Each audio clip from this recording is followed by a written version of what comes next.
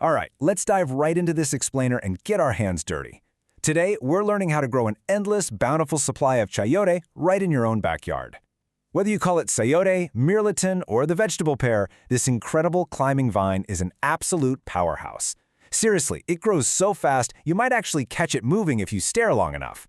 I'm going to walk you through a simple step-by-step guide to successfully growing your own, covering everything from getting that very first sprout all the way to coaxing out a massive harvest. Let's get started.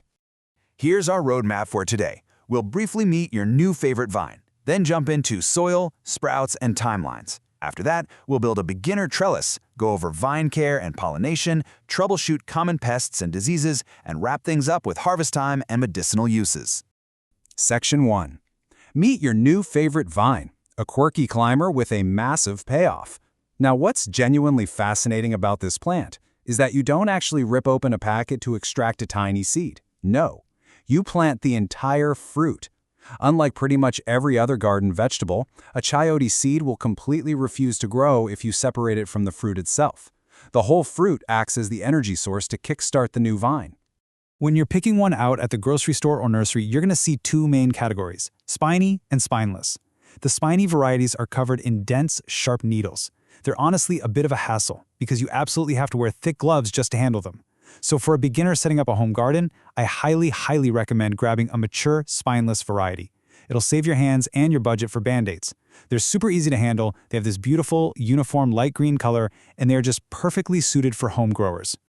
Moving on to Section 2, soil, sprouts, and timelines. We're laying the groundwork for success here, because timing and soil preparation are pretty much everything when it comes to the chayote vine. Keep this seasonal calendar in mind to manage your whole cycle. First, you just leave your store-bought chayote in a spot with diffused light. Give it about 14 days, and a little green sprout will pop right out of the wide end. Now, here is a golden rule you can't ignore. You have to wait until the final spring frost has completely passed before moving that sprouted fruit outdoors.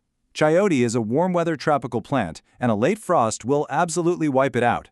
By day 90, you'll start spotting tiny yellow flowers, and by day 120, you're harvesting. And the best part? With good maintenance, a single vine can keep producing for up to 5 full years. So, setting up your soil perfectly is crucial. Chayote loves a rich clay loam or garden soil mixed heavily with organic compost. It must be well drained. And when you go to plant your sprouted fruit, whatever you do not bury it completely. This is a massive pro tip. You want to plant it sideways or maybe slightly angled upward. Make sure to leave about 1/3 of the fruit, specifically the end with the new green sprout exposed right above the soil line. It needs to breathe and catch that sunlight. Section 3. Building a beginner trellis to support your rapid vertical growers. Once that sprout hits the soil, it's going to take off like a rocket. Chayote is an incredibly vigorous climber, so getting a proper support system set up early on is an absolute must. You definitely don't want these vines dragging in the dirt. For beginners, setting up a horizontal wire trellis is honestly a game changer. You'll want to put up sturdy posts about 6 to 8 feet high. Then run heavy-duty wire across the top and weave a lighter wire through it to create a grid of about 2 by 2 foot squares. Why horizontal, you ask? Well, an overhead trellis allows those luxurious green vines to spread out flat, kind of like a canopy. That means when the chayote fruits grow, they literally hang straight down through the grid. It makes them incredibly easy to spot, and you can harvest from underneath without getting tangled up in the leaves.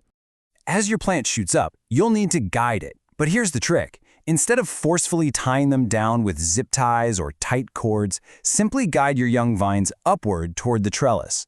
The plant has these natural, curly tendrils that will reach out and grab the wire all on their own. This is so important because if you tie them tightly, a strong wind can cause that rigid cord to slice right through the plant's delicate lifeline. And boom, your harvest is ruined before it even starts. Let nature do the heavy lifting. Section 4. Vine care and pollination. We are watering and coaxing the fruit. Now that your vines are happily climbing their new home, let's talk about day-to-day maintenance and the actual magic of creating the fruit.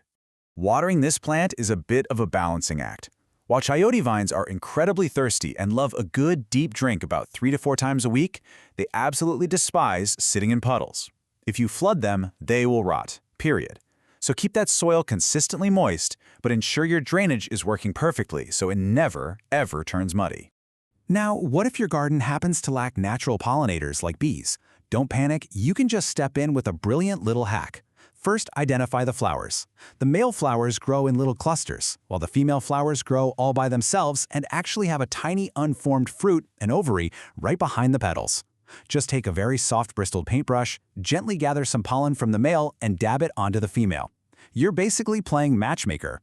It's a super simple trick to guarantee a massive bumper crop. Section 5. Troubleshooting pests and diseases to protect your leafy investment.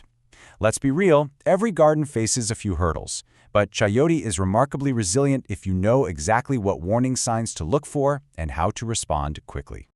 Consider this your ultimate cheat sheet for diagnosing garden drama. If rodents are munching on your new shoots, you've got to set traps and clear away any nearby brush where they might be hiding. Seeing snails chewing holes in your leaves? That means your canopy is way too thick. Thin out those crowded leaves to remove the moist, dark hiding spots they love. And this is a big one. If you suddenly see yellowing leaves and wilting, that is a classic sign of root rot. You need to instantly back off the watering and drastically improve your soil drainage. And speaking of thinning leaves, remember to give your vine a little haircut every now and then. Regularly pruning away old, drying, or rotting leaves isn't just about making the plant look pretty. Decaying foliage brushing up against your new chayotes can actually cause these really unsightly black fungal stains on the skin of the fruit. Keep the canopy airy and clean, and your fruit will come out looking absolutely pristine. Section 6. Harvest time and medicinal uses. Reaping the rewards of your labor. We've finally made it to the best part of the explainer. It's time to gather the crisp, juicy fruits of your labor and discover some of the truly amazing hidden health benefits of this plant.